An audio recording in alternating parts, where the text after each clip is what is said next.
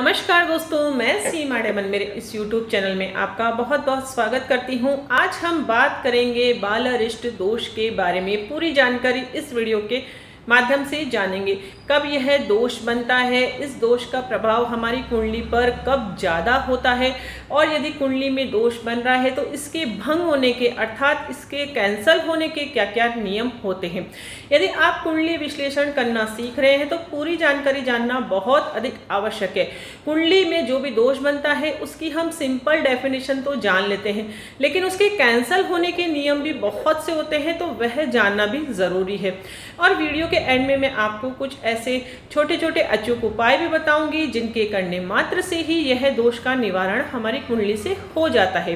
बाल अरिष्ट दोष यदि कुंडली में बनता है तो जब बच्चा जन्म लेता है 12 से 13 साल तक की उम्र तक अर्थात बाल्यावस्था में उसको मृत्यु तुल्य कष्ट जैसे परेशानियों का सामना करना पड़ता है। दोस्तों, उसकी जो माँ होती है उसे बहुत अधिक ध्यान रखने की आवश्यकता होती है। उसके स्वास्थ्य के ऊपर बार बार यदि आपका बच्चा बीमार होता है, उसे कफ कोल्ड जैसी शिकायत होती है, खून संबंधित परेशानी होती है, उसका मन बहुत अधिक घबराता है, छोटी छोटी बातों पर वह भ्रमित हो जाता है, उसका किसी भी कार्य में यदि मन नहीं लगता है, वह स्कूल में भी अपना प्रेजेंटेशन अच्छे से नहीं दे पाता है, बार बार उसे थकावट जैसी प्रॉब्लम होती है, मन उसका स्थिर नहीं रह पाता है, अर्थात उसका कॉन्फिडेंस लेवल यदि कम है, उसमें कॉन्सेंट्रेट पावर कम है, तो अवश्य ही आपको बच्चे की कुंडली विश्लेषण करवाना चाहिए और जानना चाहिए क्या आपकी बच्चे की कुंडली में यह दोष तो नहीं है।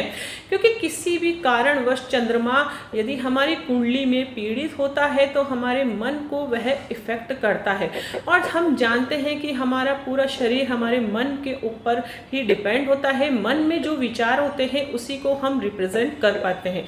यदि हमारा मन स्ट्रांग नहीं होगा, चंद्रमा यदि हमारी कुंडली में स्ट्रांग नहीं होगा तो बहुत से नेगेटिव रिजल्ट हमारे को जीवन में प्राप्त होते हैं।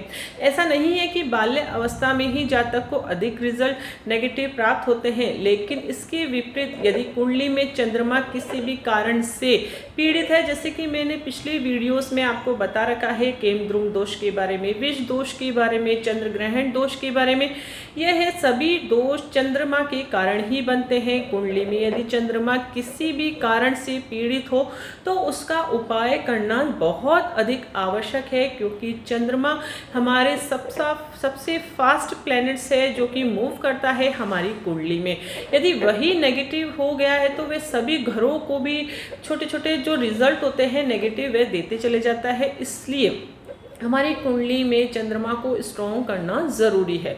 अब बाल अरिष्ट दोष के कारण क्या होता है कि 12 से 13 साल की उम्र तक बच्चे के स्वास्थ्य का बहुत अधिक ध्यान रखने की आवश्यकता होती है, अन्यथा उसकी मृत्यु भी हो सकती है किसी कारणवश यदि यह दोष का प्रभाव उसकी कुंडली में बहुत अधिक हो तो। इसलिए आपको बहुत अधिक सतर्कता बरतने की आवश्यकता रहती है। पहले से ही यदि आप रेमेडीज अपना लेंगे तो कोई प्रॉब्लम वाली बात नहीं होगी। इसलिए सही दिशा में यदि आप कार्य करेंगे कुंडली एनालिसिस करवाकर, तो किसी भी परेशानियों का सामना आप नहीं कर पाएंगे और अपने जीवन को स्मूथ आप बना सकते हैं। दोस्तों, यदि आप कुंडली विश्लेषण करना सीखना चाहते हैं, बहुत से कमेंट्स मेरे पास आते हैं कि मैडम आप कुंडली विश्लेषण करवाना सिखाएं, क्योंकि पर्सनली तो सभी को सिखाना पॉसिबल नहीं है। ऑनलाइन क्लासेस लाने का जल्दी ही फ्यूचर में प्लान है, लेकिन अभी हाल फिलहाल के लिए मैंने व्हाट्सएप का एक ग्रुप बनाया है जिसे आप ज्वाइन कर सकते हैं। उसमें मैं डेली अपडेट करती हूँ वीडियो एस्ट्रोलॉजी से रिलेटेड, जिसमें आप ज्वाइन होकर अपने ज्ञान को बढ़ा सकते हैं। डिस्क्रिप्शन में मैंने लिंक दे रखा है।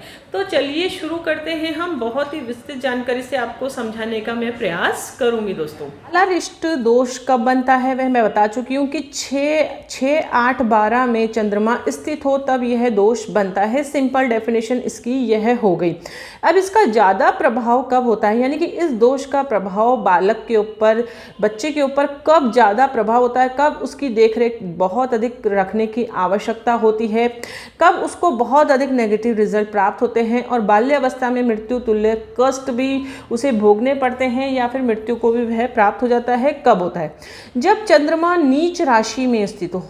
नीच राशि का मतलब है यहाँ पर 8 नंबर लिखा हो, या यहाँ पर 8 नंबर, या यहाँ पर 8 नंबर। चंद्रमा 8 नंबर राशि में स्थित होता है तो नीच राशि में कहलाता है। तो नीच राशि में यदि चंद्रमा स्थित है तो इसका प्रभाव बहुत अधिक होगा बच्चे के ऊपर।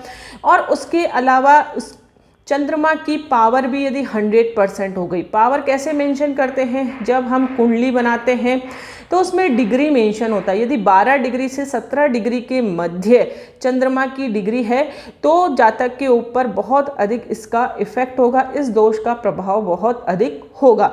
और इसके अलावा 50% पावर का चंद्रमा है तो भी उसके ऊपर प्रभाव होगा, लेकिन 100% होगा तब ज़्यादा नेगेटिव रिजल्ट बच्चे को प्राप्त होंगे। अब इसके अलावा चंद्रमा लग्न का ही स्वामी हो गया, कर्क लग्न की कुंडली होती है उसमें ही चंद्रमा केवल लग्न भाव का स्वामी होता है। कर्क लग्न की कुंडली यदि आपकी बनती है, चंद्रमा यदि आपके 6, 8, 12 में ही स्थित हो, 100% के पावर के हो, तो बच्चे को बहुत अधिक नेगेटिव रिजल्ट जीवन में प्राप्त होते हैं। मृत्यु तुल्य कष्ट जैसे उसे भोगने पड़ते हैं, क्योंकि लग्न भाव का स्वामी ही पीड़ित हो गया है, उसे स्वास्थ्य से संबंधित बहुत अधिक परेशानियों का सामना करना पड़ता है। कफ कोल्ड जैसी शिकायत बहुत अधिक जातक के जीवन में रहती है। अब हमने ये जान तो ले लिया कि भाई इस दोष का प्रभाव कब ज़्यादा होता है और कब यह बनता है। अब दोष भंग होने के नियम क्या क्या होते हैं वह भी बहुत अधिक जानना ज़रूरी है। यदि आप कुंडली विश्लेषण करना सीख रहे हैं तो आधी अधूरी बातें यदि आपने सीखी तो विश्लेषण करने में फिर आप की कमी रह जाएगी, इसलिए पूरी जानकारी प्राप्त करना बहुत अधिक इम्पोर्टेंट है। इसलिए दोष भंग के नियम भी आप बहुत ही ध्यानपूर्वक देखें दोस्तों। दोष भंग होने के 7 नियम हैं, वह मैं आपको बहुत अधिक अच्छे से समझा देती हूँ ताकि आप विश्लेषण करें तो आपके विश्लेषण में कोई कमी नहीं रहे। सबसे पहला नियम है कि 8वें भाव का स्वामी यदि लग्न में स्थित हो, जैसे कि ये कर्क लग्न की कुंडली है, चंद्रमा ही लग्न भाव का स्वामी है, लेकिन दूसरे लग्न कुंडली होगी उसमें 8वें भाव का स्वामी जो भी हो, कोई सा भी हो सकता है, यदि वह लग्न में स्थित हो तो यह दोष का प्रभाव नहीं होता है जातक के ऊपर। दूसरा नियम है शनि राहु से युति हो जाए, यानी कि शनि यदि देव यदि यहाँ पर बैठ गए या राहु देव यहाँ पर बैठ गए, 6, 8, 12 में कहीं पर भी बैठ रहे हैं शनि देव, तो दीर्घायु के योग बनाते हैं।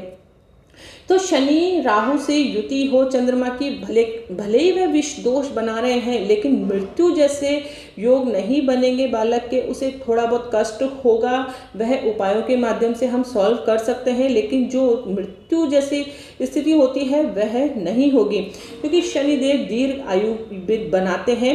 यदि वह 8वें भाव में स्थित है तो दीर्घ आयु योग बनता है। राहु से भी युति हो रही है तो भी यह दोष का प्रभाव नहीं होगा। हम आज बाल रिष्ट दोष के बारे में बात कर रहे हैं तो उसी के बारे में मैं आपको बात बता रही हूँ। और इसके अलावा शनि की कहीं से भी दृष्टि पड़ रही है चंद्रमा के ऊपर, यानी कि सपोज करिए शनि की हमारे 3 दृष्टियां होती है, तीसरी दृष्टि, 7वीं दृष्टि और 10वीं दृष्टि। शनिदेव यदि सपोज करिए यहाँ पर स्थित है, उनकी तीसरी दृष्टि यहाँ पर पड़ेगी, 1, 2, 3, तीसरी दृष्टि 6ठे हाउस पर स्थित हो रही है और चंद्रमा यहाँ पर स्थित है। तो शनिदेव की यदि दृष्टि पड़ रही है चंद्रमा पर, किसी भी कारणवश कहीं पर भी स्थित हो शनिदेव और चंद्रमा के ऊपर उनकी दृष्टि पड़ रही है, ये राहु देव की दृष्टि पड़ रही है चंद्रमा के ऊपर, तो भी यह दोष भंग हो जाता है। उसके अलावा शुभ ग्रहों की दृष्टि पड़ रही है, गुरु और शुक्र की दृष्टि भी हो रही है, शुक्र की केवल 7वीं दृष्टि होती है। इसके अलावा गुरु की भी 3 दृष्टियां होती है, 5वीं दृष्टि, 7वीं दृष्टि और 9वीं दृष्टि। जैसे गुरु यहाँ पर स्थित है और उसकी 7वीं दृष्टि चंद्रमा पर यहाँ पर पड़ रही है, चंद्रमा यदि सपोज करिए 8वें भाव में स्थित है, 6ठे हाउस में स्थित है और कहीं पर आप देखिए गुरु स्थित है, उसकी दृष्टि तो नहीं पड़ रही है चंद्रमा के ऊपर या शुक्र की दृष्टि तो नहीं पड़ रही है, तो भी यह दोष भंग हो जाता है, इसका प्रभाव नहीं होता है।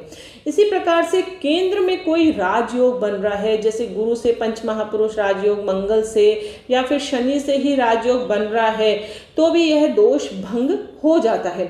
इसके अलावा चंद्र ही खुद स्वयं ही विपरीत राजयोग बनाकर अच्छे ग्रहों की श्रेणी में आ रहे हैं। अब विपरीत राजयोग क्या होता है आप मेरा पिछला वीडियो देखकर जान सकते हैं कि लग्न भाव स्ट्रांग हो और 6, 8, 12 का स्वामी 6, 8, 12 में ही स्थित है और वह चंद्रमा ही हो और विपरीत राजयोग बनाकर अच्छी पोजीशन पे आ रहा है, तो भी यह दोष भंग माना जाता है। दोस्तों इसके अलावा चंद्र की पावर यदि कम होगी तो भी मृत्यु जैसे योग नहीं बनेंगे। बच्चे के चंद्र की पावर यदि 0 डिग्री है या फिर 28-29 डिग्री है, 1 डिग्री है, भले ही वह चंद्रमा निर्बल अवस्था में हो गया है लेकिन मृत्यु जैसे योग नहीं बनेंगे, तो यह दोष भंग माना जाएगा।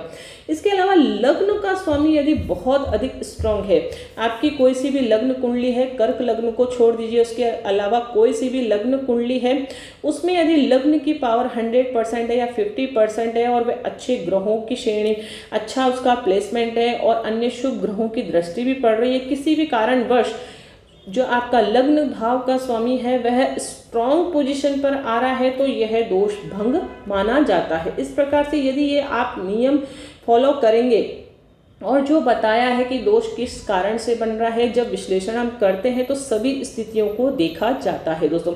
और वर्गोत्तम में देख लीजिए आप एक बार, नवांश कुंडली में चंद्रमा की पोजीशन यदि अच्छी अवस्था में आ रहा है तो भी इस दोष का प्रभाव बहुत अधिक कम होता है।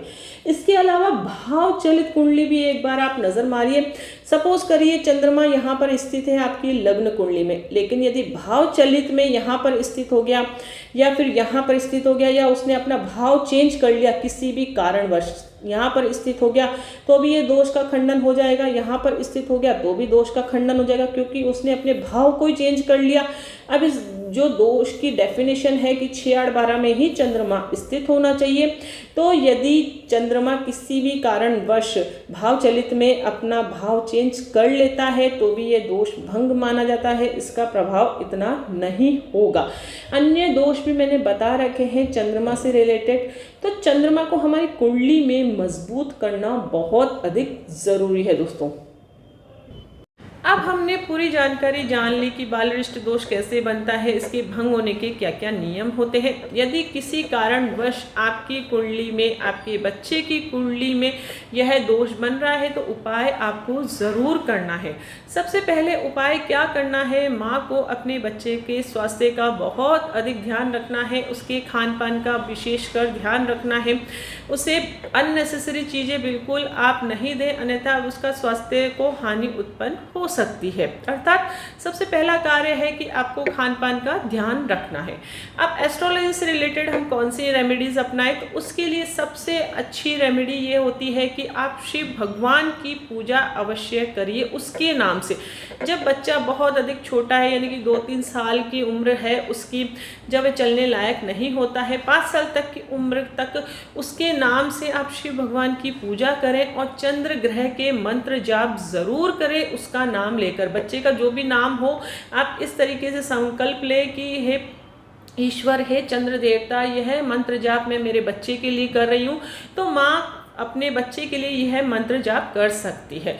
सबसे पहला कार्य तो ये हो गया चंद्रमा को स्ट्रॉन्ग करने का कि आप चंद्रदेव के मंत्र जाप जरूर करें। ओम सोम सोमाय नमः मंत्र का जाप करें या फिर ओम नमः शिवाय मंत्र का जाप भी कर सकते हैं।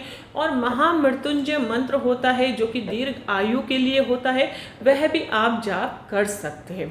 दूसरा उपाय है कि आप दान करिए। यदि कुंडली में चंद्रमा नेगेटिव है और बालरिष्ट दोष भी हो रहा है, नीच का भी हो गया है वह, तो अवश्य ही आपको चंद्रदेव से संबंधित वस्तुओं का दान करना चाहिए। दान आप एक चीज जरूर ध्यान रखें, कुंडली में यदि चंद्रमा नेगेटिव है तो ही दान करना है, अन्यथा आपको दान को अवॉइड करना है, दान आपको फिर नहीं करना है।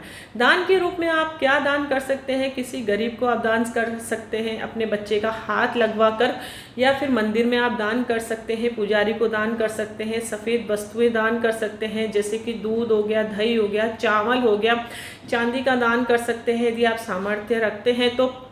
उसके अलावा सफ़ेद वस्त्र आप दान कर सकते हैं। इस प्रकार से आप चंद्र से संबंधित वस्तुओं का दान करें, मंत्र जाप करें। और तीसरा उपाय है कि बच्चे के गले में आप 2 मुखी रुद्राक्ष का पेंडल अवश्य धारण करवाएं लाल धागे में।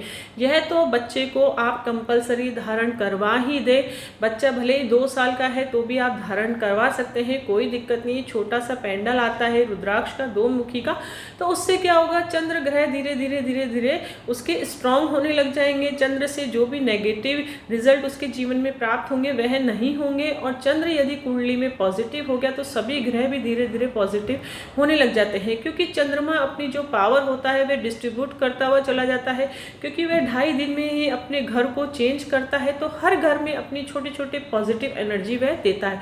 तो इसलिए चंद्रमा को हमें स्ट्रॉन्ग करना बहुत ज़रूरी है। तो आप रुद्राक्ष जरूर धारण करें। कभी भी भूल करके भी बच्चे को अगर ये दोष बन रहा है तो चंद्रमा किसी ना किसी कारणवश पीड़ित हो चुका है, अच्छे भाव में नहीं बैठा है, 6 8 12 में वह बैठा है, तो उस अवस्था में आपको मोती रत्न नहीं धारण करवाना है। भले ही कर्क लग्न की कुंडली हो या चंद्रमा योग कारक ग्रह उसकी कुंडली में बन रहे हो, मतलब प्लेसमेंट तो सही गलत है लेकिन फिर भी अच्छे भाव का स्वामी है, तब भी आपको मोती नहीं धारण करना है। इस बात का आपको ध्यान रखना है। तो छोटी सी बहुत ही छोटी छोटी रेमेडीज है, और जब बच्चा बड़ा हो जाए तब शिव भगवान की पूजा उसके स्वयं के हाथों से आप करवाने का प्रयास करें, उसे ऐसा शिक्षा दें, उसमें ऐसे संस्कार आप डालें कि दूसरों की सेवा करे, शिव भगवान की पूजा करे, शिव जी का नाम भी यदि वह लेता है उससे भी यह दोष कुंडली से बिल्कुल खत्म हो जाता है। दोस्तों आई होप मैंने पूरी जानकारी आपको देने का प्रयास करा है। आपको ये वीडियो कैसा लगा कमेंट्स के द्वारा मुझे ज़रूर बताएं। वीडियो अच्छा लगे तो ज़रूर इसे लाइक करें, दूसरों के साथ ज़्यादा से ज़्यादा शेयर करें ताकि दूसरे भी इस इन्फॉर्मेशन को प्राप्त कर सकें। और व्हाट्सएप में कोई भी ग्रुप में ज्वाइन होना चाहता है तो आप ज्वाइन हो सकते हैं, इसलिए इस वीडियो को ज़्यादा से ज़्यादा शेयर करने का आप प्रयास करें दोस्तों। और किसी विशेष टॉपिक पर यदि आप वीडियो चाहते हैं तो मुझे कमेंट्स के द्वारा जरूर बता सकते हैं, उसे भी मैं लाने का प्रयास करूंगी दोस्तों।